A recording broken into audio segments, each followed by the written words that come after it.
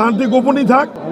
এই মাসের দ্বিতীয় সপ্তাহে বিমানবন্দর চালুর জন্য আন্তর্জাতিক বিমানবন্দর রেলপথ যেটি আগামী জুন মাসের মাঝামাঝি সময়ে মাননীয় প্রধানমন্ত্রী ভিত্তিপ্রস্তর স্থাপন করবেন, এটি সিটি কর্পোরেশনে রূপান্তরিত হবে। তারপরেও সরকার এখানে আমরা প্রশাসক নিয়োগ দেব। বগুড়ার বিশ্ববিদ্যালয়কে বহুমাত্রিক ধারায় একটি রূপান্তরিত করবার জন্য মাননীয় প্রধানমন্ত্রীর নির্দেশনা অনুযায়ী আমরা দুইজন মিলে একটি স্থান নির্ধারণ করেছি। স্থানটি গোপনই থাক।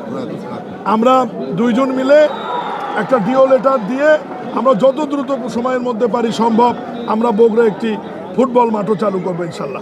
আর বগুড়ার অন্য বিষয়গুলো তো আপনাদের নলেজে আছে। মাননীয় প্রধানমন্ত্রী ঘোষণা দিয়েছেন রেলপথ যেটি আগামী জুন মাসের মাঝামাঝি সময়ে মাননীয় প্রধানমন্ত্রী ভিত্তিপ্রস্তর স্থাপন করবেন।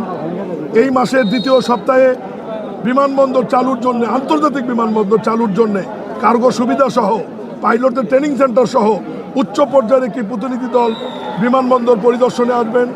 বগুড়ার বিশ্ববিদ্যালয়কে বহুমাত্রিক ধারায় একটি রূপান্তরিত করবার জন্য মাননীয় প্রধানমন্ত্রীর নির্দেশনা অনুযায়ী আইন সংশোধন করা হয়েছে। ওই কমিটিতে আমি ছিলাম এবং আইনটি সংসদে পাশ হওয়ার জন্য প্রস্তুতি চলছে।